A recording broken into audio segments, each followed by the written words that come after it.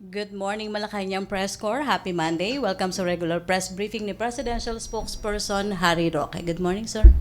Good morning, Pilipinas. Good morning, ladies and gentlemen of the Malacanang Press Corps. And let's begin the week with good news. We welcome the recent report by the Department of Budget and Management stating that government spending and infrastructure and other capital outlays soared by 25.2% year on year, reaching a total of 43.3 billion for the month of January. The increase was driven by the completed projects of the Department of Public Works and Highways, such as construction of school buildings, flood control, climate mitigation projects, lahar control works in Central Luzon. We guarantee that our Build program will further sustain the country's growth momentum, affect more investments, and create jobs for our people. Our resource speaker for today, in connection with this good news, is Public Works and Highway Secretary Mark A. Villar. He will share with us updates on the Build infrastructure program of the Duterte administration. Ladies and gentlemen, let us welcome Secretary Mark Villar. Since Secretary Mark Villar has an appointment after, please ask questions directed to him immediately after his presentation. Secretary Mark Villar.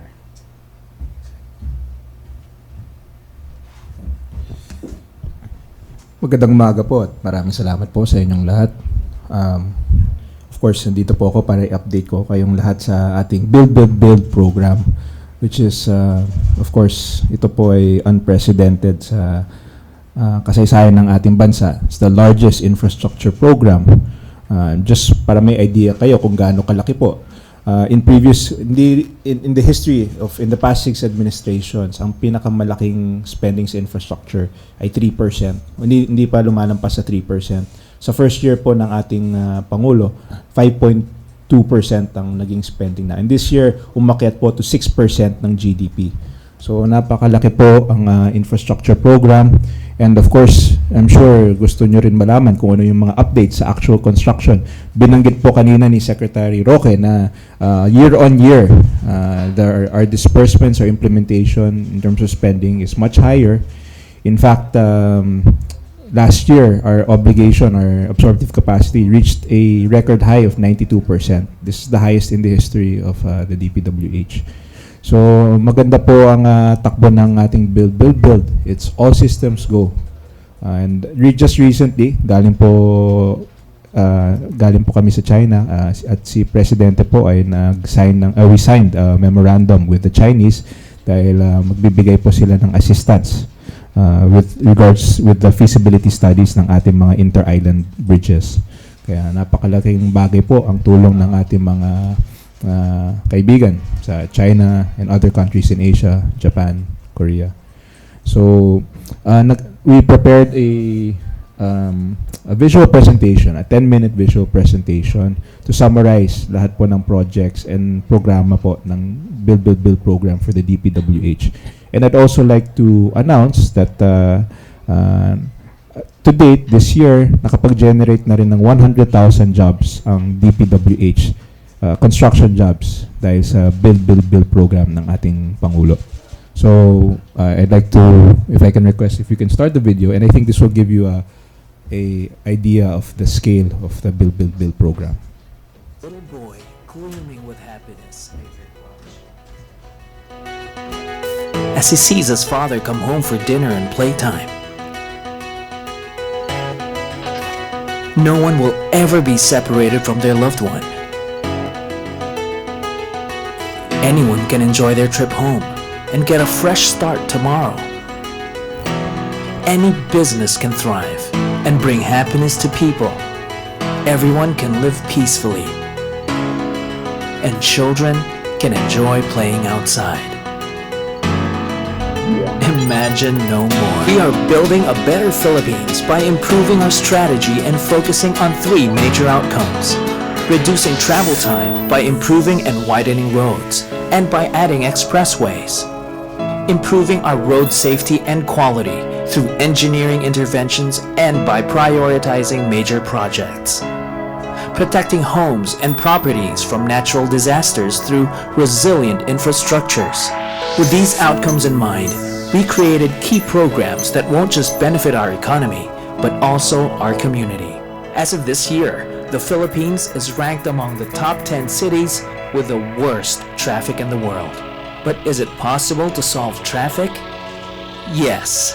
We have been trying to decongest traffic throughout the years, but finally, we have a long-term solution that will make people's lives easier and more convenient.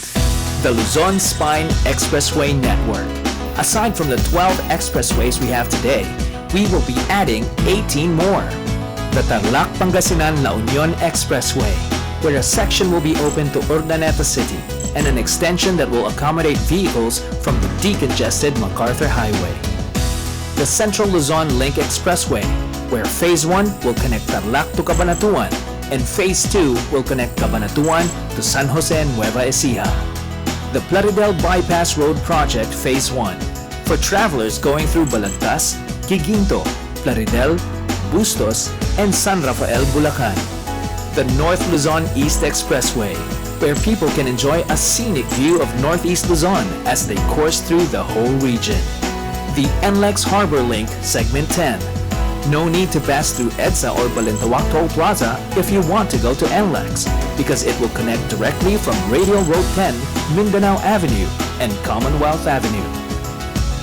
Do you believe that EDSA traffic is forever? We don't. With the Metro Manila Skyway Stage 3, we will finally decongest EDSA traffic, especially during rush hour. What happens when North meets South? Life happens. When we connect the North Luzon Expressway and South Luzon Expressway, travel time from Clark to Calamba will be shorter, and quality time with our families will be longer. Traveling in and out of the country will also be more convenient. No more worrying about missed flights with the NAIA Expressway Phase 2, which provides access to NAIA Terminals 1, 2, and 3, including Skyway and CAVITE. And with the recently opened Runway Manila, one can easily have access to the top hotels. The Southeast Metro Manila Expressway C6 Phase 1 will connect Skyway Stage 1 at FTI to C5 towards Laguna de Bay. The Cavite-Laguna Expressway will connect CAVITE and the SLEX Mamplasan interchange. Through the Quezon-BICOL Expressway, travels are safer because now there's an alternative to winding roads. The Camarines Sur Expressway will serve as an alternative route through Naga City and Pili. And through the South Luzon Expressway tolled Road 4, one can easily reach Laguna, Batangas, Quezon, and Bicol region. Aside from expressways, we will also build more bridges to serve as alternate routes to major roads.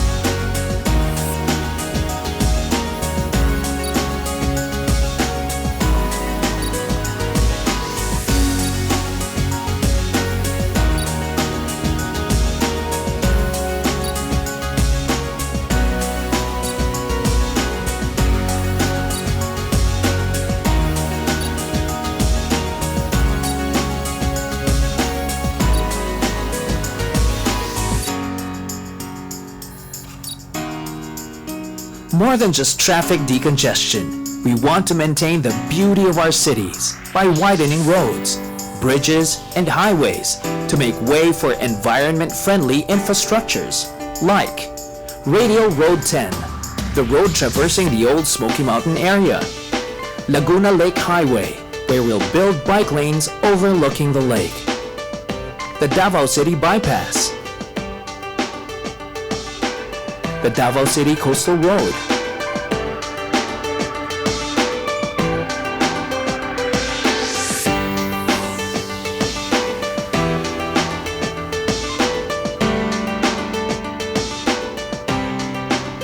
the Metro Cebu Expressway,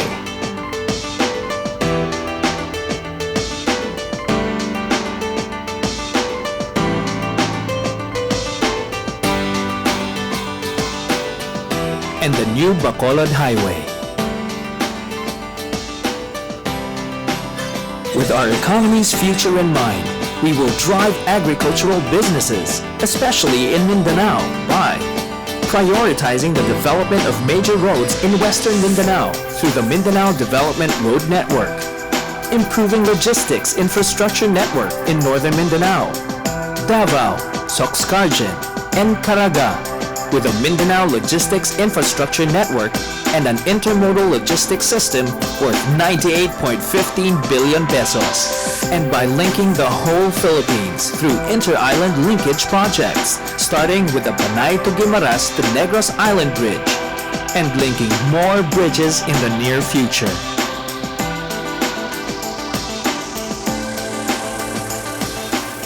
We will ensure the building of high-standard infrastructures with a public-private partnership program. We will continuously work with other government agencies to improve trade, tourism, agriculture, and education through our Convergence and Rural Development Program. The Department of Tourism with the Tourism Road Infrastructure Program. The Department of Transportation by upgrading access to RORO ports, seaports, and airports. The Department of Trade and Industry with a Roll-It program. The Department of Agriculture by constructing farm-to-market roads. The Department of Education making way for more schools and classrooms. And the Department of Finance, the Department of Budget and Management, the Department of Transportation, the National Economic and Development Authority, and the Philippines Basis and Conversion and Development Authority with a Build, Build, Build program, and the Philippine Infrastructure Transparency Portal.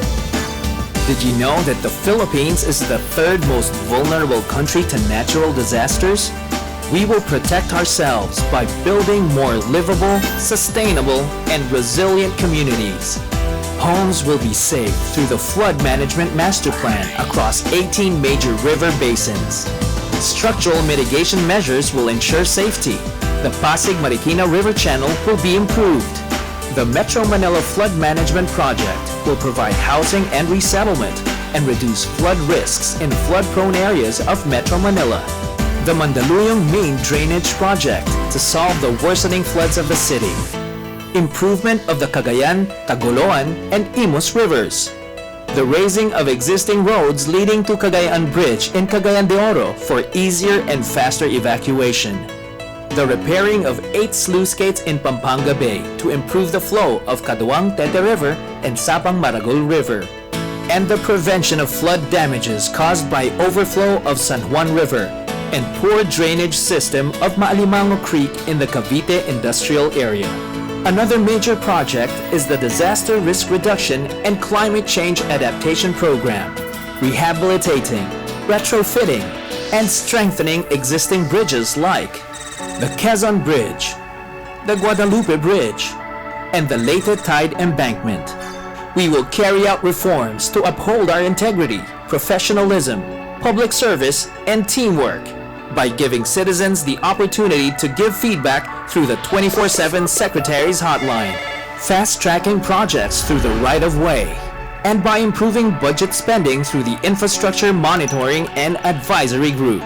We will commit to having a clean and efficient government by enforcing discipline on DPWH officials and employees, making DPWH employees 100% drug tested, implementing a 24/7 work schedule on major and priority projects, formalizing strict guidelines on suspension and blacklisting contractors, suppliers, and consulting firms, and by streamlining procurement process.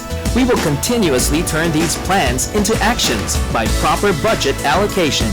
Government spending on public infrastructure have already increased from 5.4% of GDP in 2017 to 7.3% of GDP by 2022, and a total regional budget allocation of 382.48 billion pesos in 2017, with 36.5% programmed for Mindanao alone. All of which adds up to the realization of our key programs, which will usher in the golden age of infrastructure, where roads are built for speed, bridges for opportunities,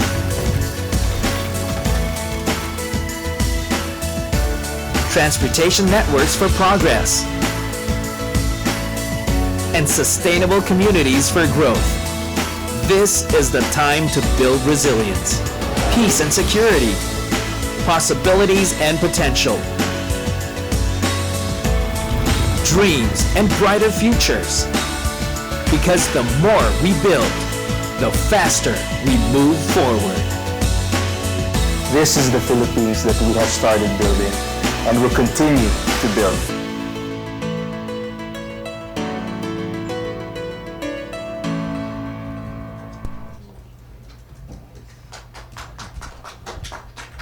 So at this point, we'll be entertaining some questions. MPC questions? So dun sa 24/7 na isa-sanction hotline ng Secretary, isa-sanction yung mga airing DPWH personnel. Meron na bang ongoing na ba to or meron nang nakapagsumbong about dun sa mga projects? Well, yung 16502, yung Secretary's hotline, napakahaba ng listahan. So we make sure na lahat po ng ina-address namin lahat ng concerns, ranging from minor to major concerns. Lahat po yan. And we have existing policies for contractors, for blacklisting. Pag lumampas sila sa certain percentage of slippage, may sanction na yan kaagad. So yun ang ini-enforce ng DPWH. MPC, other questions? Cedric. Morning, sir. Sir, yung infra projects po, road projects sa Metro Manila, sir, na-take into consideration po ba yung vehicular sales in the coming years? Kasi di ba, usually yung mga past years, di ba, it takes years bago makatayo ka ng flyover and then by then, nadagdagan na yung volume ng vehicles, sir. Well, of course, we realize there's an increase. But of course, that's on our part, our studies based on reducing the, for instance, EDSA, yung volume ng traffic sa EDSA. Pag natapos po itong dalawang bypass roads, we're expecting as much as 100,000 per day ang mababawasan po sa EDSA. So, on our part, I think we're doing our part in reducing the clogged arteries of hindi lang po Metro Manila, yung lahat po ng major urban centers sa ating bansa. So, my instruction to all regional directors is to identify the most congested areas. Gagawa kami ng solution for all those. And yun ang basis ng presentation kanina, yung mga major. Actually, yung pinresent po, ito po ay snapshot pa lang. Marami po kaming project na siguro kulang lang ang oras natin para banggitin lahat. But this is just a snapshot so you can see how extensive the program is of our president. Follow up, sir. Sir, to simplify, sir, yung presentation po, in how many years do you project, sir, that traffic in Metro Manila will be comfortable? And can you, sir, quantify or qualify how comfortable that will be, sir? Every year, makakaroon ng improvement. That we can guarantee. And it's really our goal by the end of the term of our president na ma-decongest ang Metro Manila. Now, ano po yung mga steps? They say, talk is cheap. Diba? So, kung makita nyo po kanina, yung mga bypass roads, yung NLEX SLEX connector, the SKYWAY, this will be finished by 2020. Yung Laguna Lake Highway, matatapos po yung first portion sa June. Yung Harbor Link will be open also by the second quarter of this year. Late second quarter of this year. We have the C6. So, we have bypass roads for EDSA. Dagdagan nyo pa yung 12 bridges across the Pasig River. That we already, nasimulan na po yung Santa Monica Lawton Bridge connecting Ortigas to Fort. And then we have the NAIA expansion. We have, at marami pong projects. And I believe that in the next, especially by 2000, every year makakaroon po ng improvement. Especially in 2020, there will be a lot of projects that will be online. And we'll see even more drastic improvement by that year. And definitely, by the end of the term of our president, napakalaki po ang improvement sa traffic. Hindi lang po sa Metro Manila, sa lahat po ng urban centers. Okay, questions, MBC? Rosa Licos. Microphone, please. Thank you, Laila. Hi po, Secretary. Good morning. Sir, ano po ang reaction niyo po sa statement po ni Senator Recto na i-live stream yung mga big-ticket infrastructure projects at gawing pilot yun pong Marawi Rehabilitation at Boracay Cleanup? Yes, we are in favor of any transparency. In fact, this year we're implementing, for the first time, mag-implement po kami ng software monitoring system for all DPWH projects. We call it the PCMA system, whereby we'll be utilizing drone technology and geotagging for project monitoring. So, So we'll be using analytics to make the monitoring projects more efficient. Halimbawa, kung may project, kung magre-release ng pera, kailangan may geotag photo. At yung geotag photo ay confirmed by satellite. So wala nang faking or hindi pwedeng i-peke yung photo. This is geotag, this is by GPS, which will be uploaded to the software of the department. Our plan is to use analytics to make para maging mas efficient ang project monitoring and to make sure that hindi na magkakaroon ng any kind of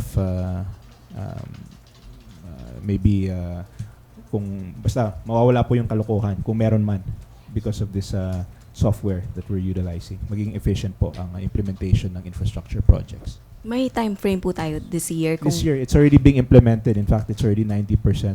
There are certain areas na pinapa-geotag ko na yung mga projects. So definitely, we can monitor. At the click of a button, ma-monitor po ang project. Makikita, may geotag photo na pwedeng i-access immediately. So, halimbawa, may tanong kayo, itong project sa kung saan man. Pwede kong i-check sa computer, makikita nyo yung pictures ng ongoing project, kung anong na-release, what is the status of every project. Dati po kasi, ang Excel lang ang ginagamit po ng department. So, napakalaking bagay na magkakaroon po kami ng software.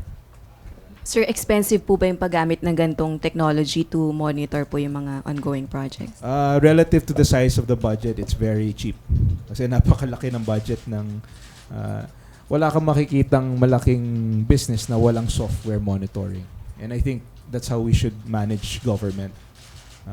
We should be efficient. We should always be striving to be more efficient. Kaya sa laki ng budget ng DPWH, 650 billion, it's a necessity to have computerized monitoring. AC Nichols? Just a follow-up. This is uploaded to the software of the department, but the public can't access it. Well, we can make certain parts accessible to the public. We're open to that. What Kami naman, particular parts and if other specific project updates? In fact, now meron po kaming build portal where nagbibigay po talaga kami ng updates sa lahat po ng projects, kung sino yung contractor, kung ano yung updates sa construction. So, ito po ay importante po sa ating Pangulo na magkaroon po ng transparency sa lahat po ng transaction ng gobyerno. So far, sir, have you seen any improvements in terms of avoiding corruption dun sa mga step-by-step ng projects dahil in-implement nyo Yes, tong... I think with corruption is a function of discretion. Kung malaki ang discretion, malaking opportunity for corruption. By instituting systems at software, mababawasan po ang corruption sa gobyerno.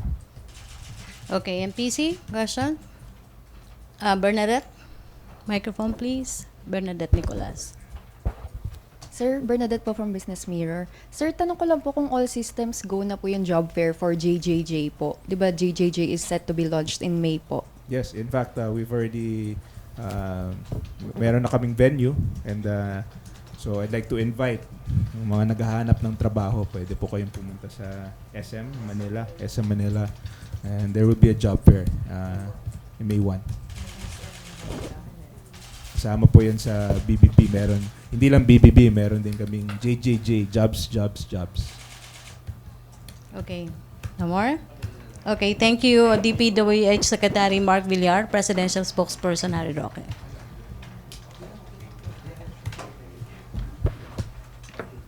Thank you very much, Secretary Mark Villar. We continue with the good news. Government is continuously providing support to our abaca farmers for efficient and abundant production. Abaca farmers can now benefit from 15,000 per hectare production loans made possible through the Agricultural Credit Policy Council of the Department of Agriculture.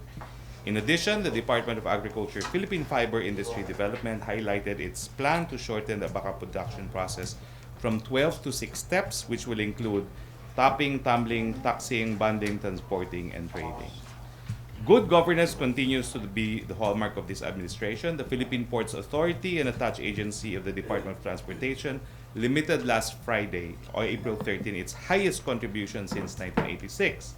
more than 3 billion was remitted by the PPA for 2017, which is 54% higher than the recorded remittance of 1.956 billion in the previous year. The growth can be attributed to the strong performance of Manila ports, including Manila Integrated Container Terminal, Manila South Harbor, North Port, and 24 other port management offices. Okay, so I'll see you tomorrow. Questions, MPC? Joke only, questions now. Maricel Alili, TV5. Hi, sir. Good morning. Sir, what do you think of the effort of Facebook to have a partnership with Rappler and Verifiles in terms of deleting all the fake sites in Facebook? Well, I would say that the efforts of Facebook to counter fake news is the solution and not legislation. However, there are those who are complaining that the chosen police of the truth, so to speak, no, are sometimes partisan themselves. And of course, this is the problem with truth that can be subjective depending on your political perspective. No? And that is why I commiserate with those who object to the selection of Rappler and Verifiles, because we know where they stand in the political spectrum. And I understand, sir, that some of the sites that were deleted are supporters of the president. That is true, no? That is true. And that's why when I was asked earlier in a radio's interview what should be done, I said, well, the users of Facebook should make known their wishes to Facebook itself. No? There should be a more partial arbiter of the truth. And do you support, sir, the calls of some of the supporters of the president na lumipat na lang from Facebook to Russian counterpart ng social media, VK? Well, alam mo naman yan, it's the free marketplace of ideas. You know, my advice is for the Facebook users to make their wishes known to Facebook. And of course, the possibility of shifting is always there. Of course, there's a worldwide movement to delete Facebook, not just because of their moves in the Philippines, but because also of privacy concerns. Thank you, sir. Okay, may follow-up? Laila, other issue. Good morning. Sir, why did Malacanang cancel the meeting with labor groups? As Dole Yusek, Joel Maglunsod said. I can only surmise that the final version of the EO has not been agreed upon by both labor management and government. It's a tripartite document which has to be agreed upon. So possibly they don't have a final version yet. Sir, what's the sticking point? Why haven't they come up with a final version yet? I do not know, but I know that the president is rather restive about this EO. He has mentioned to me personally that this is a campaign promise that he wants to deliver to the people very soon.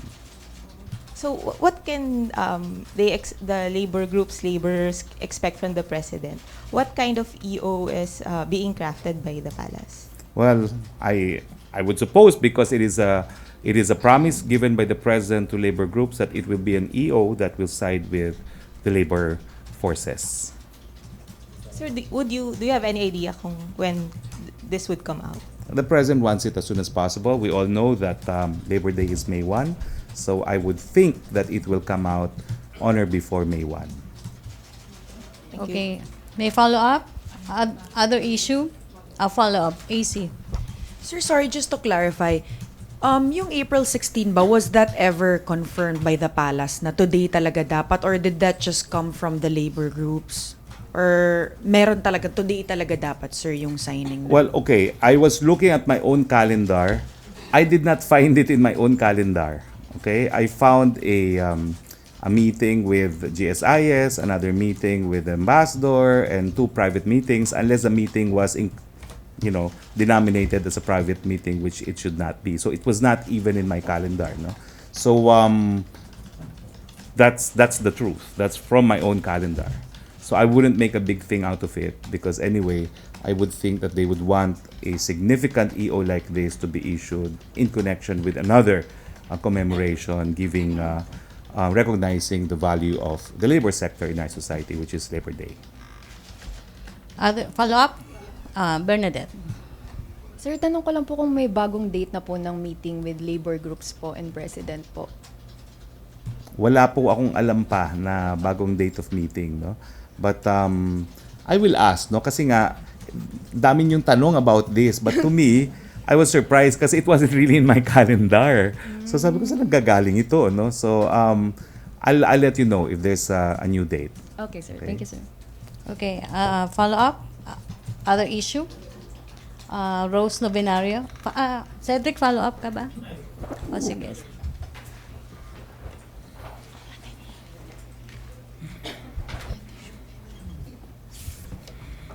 Rose Novenario. Good morning, sir. Good morning. Sir, yung sunod-sunod pong pambobomba ng US sa Syria, ay kinundina na po ng Russia, ng China, at Venezuela.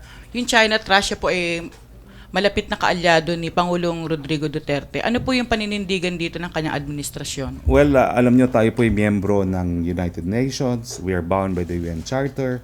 Chapter 7 says that the use of force must be by way of self-defense or when authorized by the UN Security Council.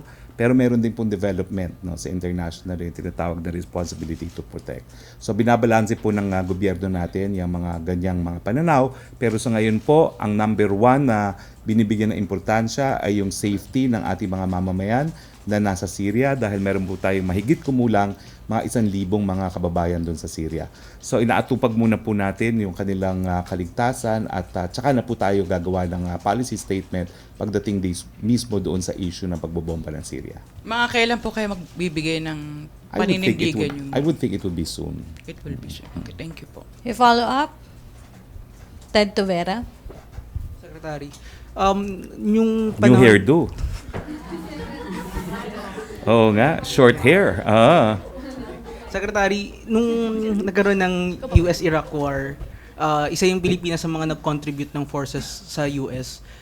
This time around, if ever nag-call yung US, will the Philippines contribute troops there? I would not know. I have not been given any information in this regard. And I would rather wait for instructions from the President himself.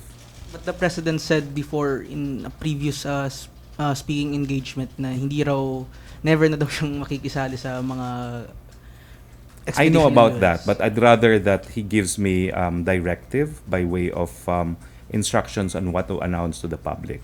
But as I said earlier, no, we are a member of the United Nations. We know the provisions of Chapter 7 of the United Nations. There is a development on responsibility to protect, but right now, it's a safety of our citizens that's primordial importance. One last from my part. Secretary, laging sinasabi ni Presidente na ayaw lagi niyang sinisisi yung US na nangingialam sa nangyari sa Libya, sa Iraq. Does the President consider this recent attacks from the US and its allies on Syria pangingialam din, sir, sa Syria? Well, as I said, based on the UN Charter, use of force must be approved by the Security Council subject to a growing recognition of an exception, not fully recognized as of yet under international law, which is the responsibility to protect. So let's await the statement from the President. Thank you. Okay. Follow up? Other issues, Cedric? Sir, phone-in question po. Sir, Mactan and Panglao Islands have been recently pronounced as having unsafe waters and having high levels of fecal coliform. Ano po ang plans now ng government considering these two are alternatives to Boracay, sir? Well, ang Panglao po, ang mabuting balita dyan, yung wastewater treatment nasa ilalim mismo ng bagong airport. Yan po ang problema ng Boracay ngayon, no? Meron po dapat yung Boracay water na water treatment facility, pero mukhang napakataas pa rin ng coliform, no, as we all know, no. So parang hindi sapat yung sewage treatment system ng Boracay. Hindi po magiging problema tung sa Panglao as soon as it is operational, but it's already in place. It's right under the new international airport of Panglao. So I think the prospects for Panglao is rather good.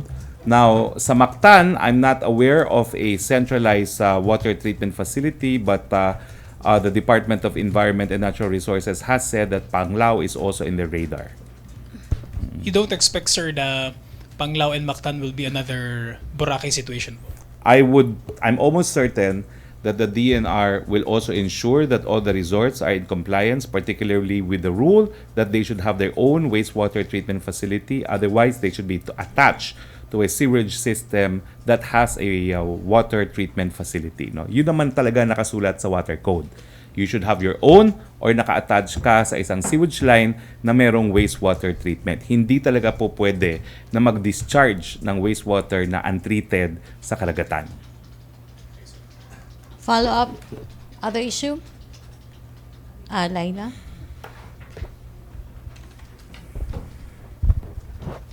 Good morning, sir. Has the Yes, President Laila. clarified the status of the NFA Council or what he wants to do with it? I think they have a meeting on Thursday. We'll address that on Thursday.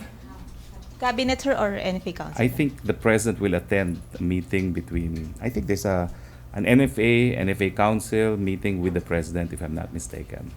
Okay, sir. Thank you. Okay. MPC, Maricel Halili.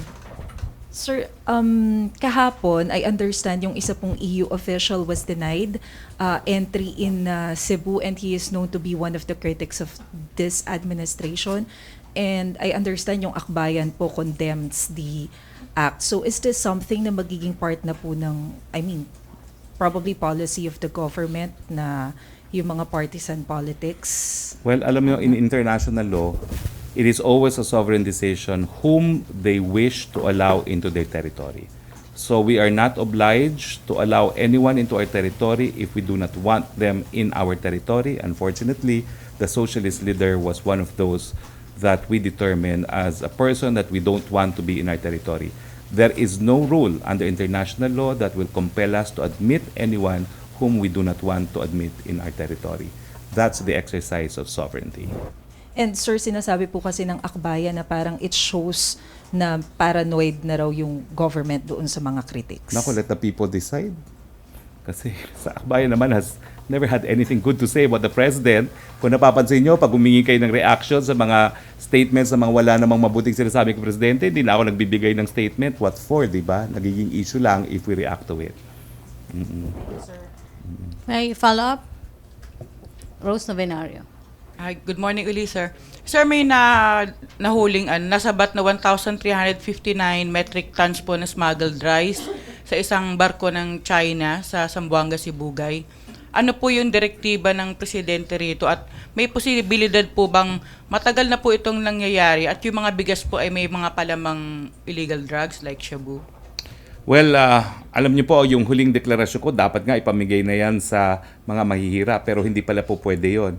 Pwede pa lang yung ibenta as NFA rice. So that's a possibility dito sa nahuling mga smuggled rice, pero pinainting po ng Presidente ang instruction sa customs at ito nga ang dahilan, yung mga public destruction ng mga luxury vehicles, hindi po dapat magpatuloy ang mga smuggling na yan dahil ang nagdurusa po dyan ay taong bayan dahil nawawala yung dapat makolekta by way of tariffs at saka syempre yung mga pag nakapasok yung mga imported rice na yan, kawawa rin yung ating mga lokal na mga magsasaka. May direktiba po na tungkol po sa paghihigpit sa mga karagatan po sa mga boundaries po ng Pilipinas. Naku, matagal na po yan. Kaya nga po... Yung Philippine Navy po kasi nakahuli nito. Well, kaya nga po, matagal na po yan pinag-inting ng ating Presidente yung kampanya laban sa smuggling. Yan po yung mensahe na naisip parating ng Presidente nung sinira yung mga luxury vehicles na zero tolerance for smuggling. Now, kung hindi nga lang po bigas yan, that should be up for distraction din. Pero dahil makakain naman ng taong bayan, ang sinabi sa akin ng Department of Agriculture ay pwede po yang ibenta as NFA rice, yung cheap rice, no, para ma-increase yung stockpile ng NFA. So hindi po ito up for auction? Well, hindi ko po alam. That's also an alternative. Pero since konti nga ang NFA rice natin, baka po siguro one option is gamitin na lang to shore up yung inventory ng NFA rice. Sir, isa na lang. May may report na tungkol dun sa special audit sa NFA dahil 4 na milyong toneladang sakong bigas yung binenta nila na questionable daw po ayon kay Secretary Evasco. Kung may update na doon, wala pa po akong nakukuhang audit update. But I'm sure as soon as it's available, we'll make it public. Thank you. Okay, thank you. Roscos? Hi sir, pinapa-follow up lang po kung nakarating na po sa Malacanang yung request ng COMELEC na i-declare yung May 14 as special non-working holiday. Well, I do not know because it's a Monday, no? Tomorrow, ask me. Okay. Thank you, sir. Okay, thank you. Okay, no more? Okay, thank you, Malacanang Press Corps. Thank you, Presidential Spokesperson Atty. Roque. Our briefing will be from Boracay tomorrow. I hope you can make it. This is the interagency meeting with the stakeholders, originally scheduled for the 10th. Remember, we thought of going there, but I was going to be in China, no? So it was apparently postponed, and they're going to have it tomorrow. So you're welcome to join if you're able to make it. Okay. Thank you very much. See you tomorrow in Boracay. Okay, thank you, Presidential Spokesperson Harry Roque. Thank you, Malacanang Press Corps. Back to main studio sa Radyo Pilipinas and People's Television Network.